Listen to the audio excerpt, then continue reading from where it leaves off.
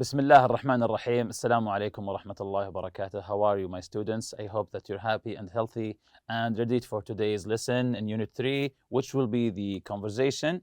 But before we do that, let's revise our previous lesson, the grammar lesson.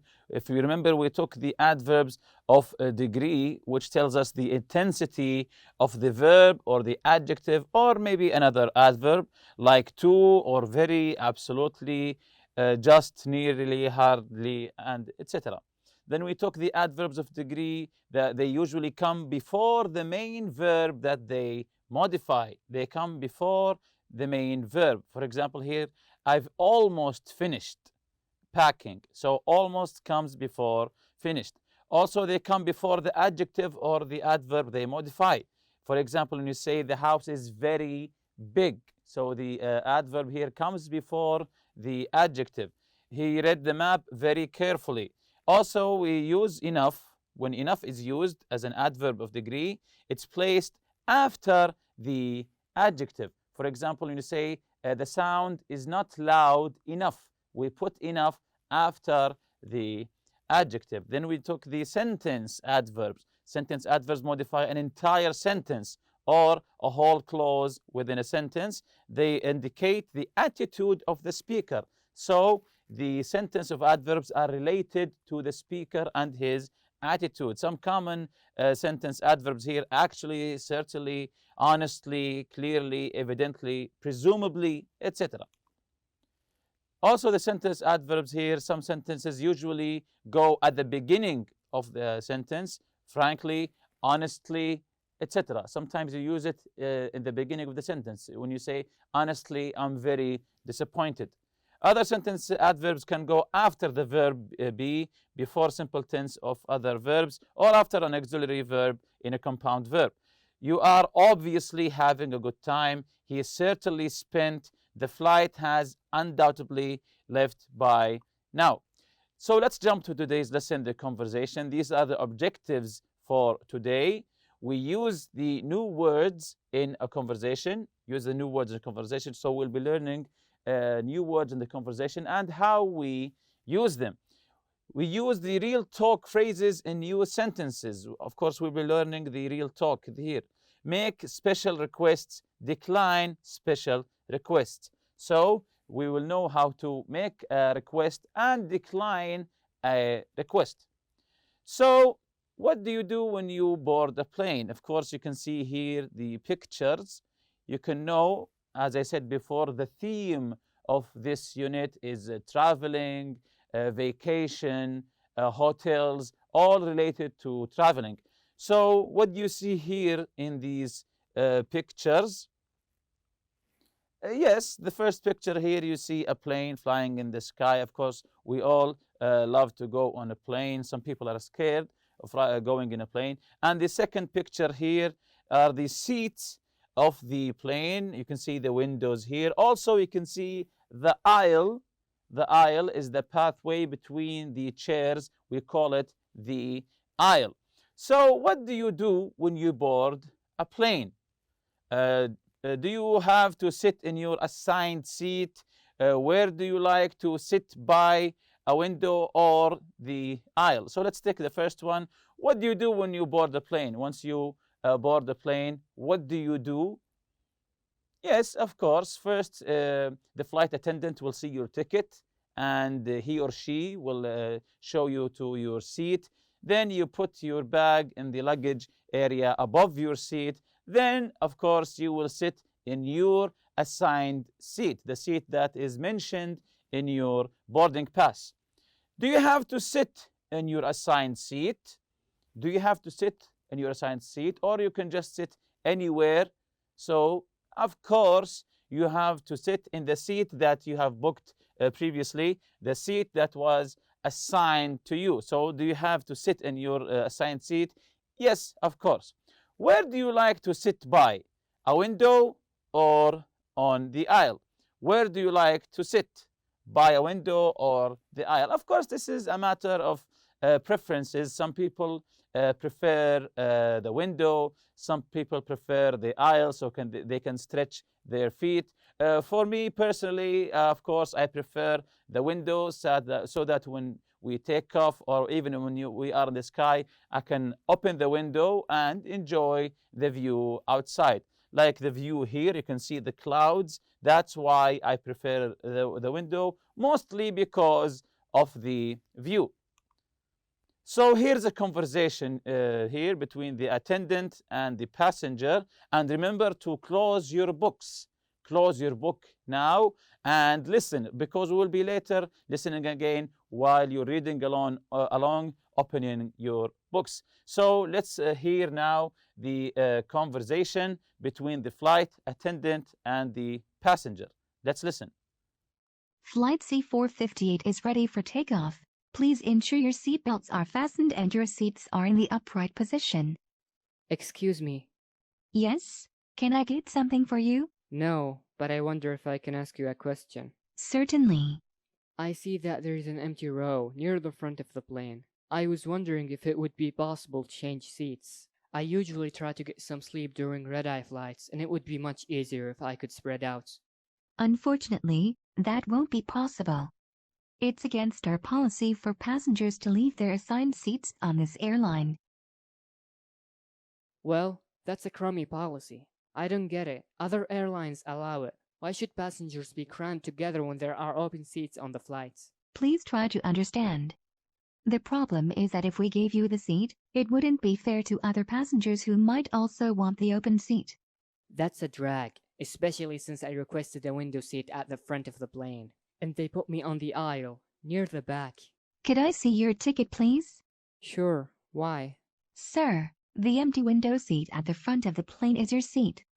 Your seat is number 3, not 33. Oh, awesome. So can you tell what happened here? Can you summarize the story between the passenger and the flight attendant? Yes, he called the flight attendant and told her that he wanted to change his seat. He wants to sit in a window seat. So he said, "Excuse me, can I go to that empty seat there right next to the window?" She said, "No, you can't change your seats. This is your assigned seat." Then he complained that this is a wrong policy. We should sit wherever the open seats are, etc. Then he said, "Even I booked for a window seat, you gave me an aisle seat." Then she said, "Can you show me your ticket?" Then she figured out that he made a mistake by sitting in the number 33 instead of 3. That this empty seat next to the window was actually his seat. You can see here, your seat is number 3, not 33. So he was happy at the end. He said, "Awesome." Awesome means that you are happy about something. So what's your opinion of the man's request? What is your opinion of the man's request? Regardless of his that he was right or wrong, what is your opinion of his request that he wanted to change his assigned seat? Is it okay if you change your seat that you've already booked or not? Of course, this is your opinion. To me, that you have to sit in the seat that you already booked, or it will be amiss that people will sit wherever they want. So what do you think? What's your opinion of the man's request? I think it's wrong that you have to sit in your assigned seat. Unless that the plane took off and you're in the air, now you can sit if there's an open seat. But before takeoff, no, that's a mistake. Was it okay to ask for the seat change? Was it okay for the for the ask of the seat change? Was it okay or not? Of course, it wasn't okay. The flight attendant told him that he must sit in his assigned seat. What do you think of the airline's policy? What do you think of the airline policy? The policy that you don't sit wherever you want, you have to sit in your assigned seat. What do you think of this policy? Is it working? Is it good? Is it bad? This is up to you. For me, I think that it's really extremely necessary that you should sit in your assigned seat. Otherwise, it will be a chaos. It will be a mess. People will come and sit wherever they want. Have you seen other examples of airplane passengers having problems with seatings? Have you ever been in a plane and you heard some loud noises? Someone is arguing with the pilot or with the flight attendant that they want to change their seat, or maybe you even yourself that you wanted to change your seat. Have you seen a problem like that before? So if you did see, you should tell the story to your colleagues. So we will listen again now, but for this time, open your books and read along. Open your books, and while you're listening, try to read along. This is a reading practice also. So let's listen. Flight C458 is ready for takeoff. Please ensure your seatbelts are fastened and your seats are in the upright position. Excuse me. Yes? Can I get something for you? No, but I wonder if I can ask you a question. Certainly. I see that there is an empty row near the front of the plane. I was wondering if it would be possible to change seats. I usually try to get some sleep during red-eye flights, and it would be much easier if I could spread out. Unfortunately, that won't be possible. It's against our policy for passengers to leave their assigned seats on this airline. Well, that's a crummy policy. I don't get it. Other airlines allow it. Why should passengers be crammed together when there are open seats on the flights? Please try to understand. The problem is that if we gave you the seat, it wouldn't be fair to other passengers who might also want the open seat. That's a drag, especially since I requested a window seat at the front of the plane, and they put me on the aisle, near the back. Could I see your ticket, please? Sure, why? Sir, the empty window seat at the front of the plane is your seat. Your seat is number 3, not 33. Oh, awesome. So, as we mentioned earlier, that at the end of the story, the man was happy that he was mistaken, number 3 for number 33, while the flight attendant explained it to him. And remember that flight attendant, this term is applied whether the flight attendant is a male or a female. So if it's a man or a woman, both you can call them the flight attendant. So the real talk here, red eye it means overnight. Red eye overnight. When he said I don't like red eye flights, it means the flights that are overnight. Crummy, bad. When he said that's a crummy policy, he said that's a crummy policy. It means it's a bad policy. When you don't like something, he said it's crummy. I don't get it. I don't get it. It means that I don't understand. When you don't understand something, someone is trying to explain something to you, you say, I don't get it. I don't understand what you're saying. This is a drag, disappointment. When something is described as a drag, disappointment. When you say what a drag, it means what a disappointment. Awesome, terrific. Awesome, terrific. When you say something awesome, it means you're happy about something. Terrific, wonderful. When you say this is awesome, so it's a positive word. It's a word that gives a positive vibes. So here are some questions here. Let's try to answer them regarding some of the real talk words here. The first one, why do you think that overnight flights are called red-eye flights?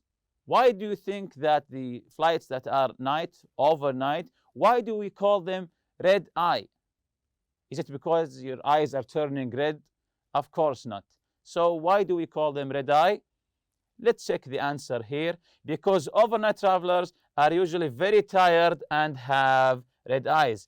Yes, of course, I was correct before. Because once you're tired and very sleepy, your eyes are beginning to turn some reddish, let's say. That's why they call it red-eye flights. Because of your eyes actually a little bit are turning red because you are tired and sleepy. Are the expressions crummy and drag formal or informal expressions? Are they formal or informal expressions? Are they used in a polite manner, formal, or are they informal, the language you can speak with your friends, your colleagues? So The expressions drag and crummy, are they formal or informal expressions? Of course, they are informal. Crummy especially is not very polite and should be used with care. Especially the word crummy is not very polite, as I mentioned earlier. Crummy especially is not very polite and should be used with care. What doesn't the passenger get when he said, I don't get it? What doesn't he get? What doesn't he understand? Okay, let's check the answer together. He doesn't know why he can't sit in the open seat. He said, I don't get it. There's an open seat there. No one is sitting there. Why can't I go and sit there? He doesn't understand the policy. Why did the airline company put this policy? She said, no, it's against the policy for passengers to change their seats whenever they like. He said, this is a crummy policy. I don't get it. He doesn't know why he can't sit in the open seat. Why does the passenger say awesome at the end of the conversation? Remember, at the end of the conversation, he said, oh, awesome, terrific, now I'm happy, this is wonderful. So why does he say awesome? What was he happy about? Very good. He's happy that he will get the seat he wanted, because actually the seat he wanted was actually his seat, number 3. Again, he's happy that he will get the seat he wanted, which was actually his seat next to the window. So he's like me. We both like window seats rather than aisle seats. So about the conversation, here are the questions about the conversation. What request does the passenger make?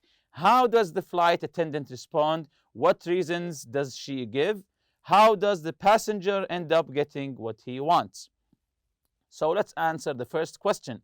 What request does the passenger make from the flight attendant? Of course, he has a request. He asked the flight attendant. So what was the request? Yes, he would like to change seats. He would like to change his seat. Instead of the aisle seat, he wants to go to the window seat, as I said before, which he actually booked.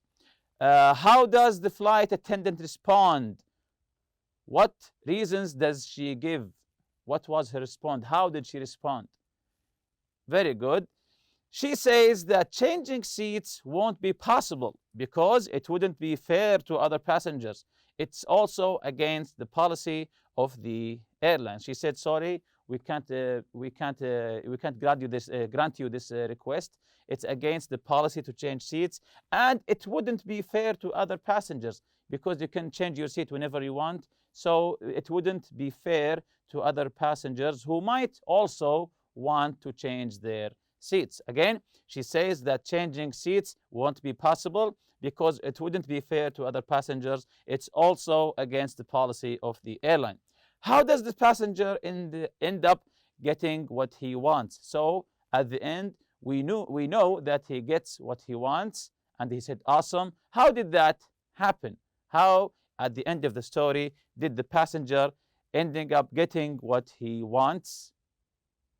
Yes, the passenger was in the wrong seat from the beginning. He was at the wrong seat to begin with.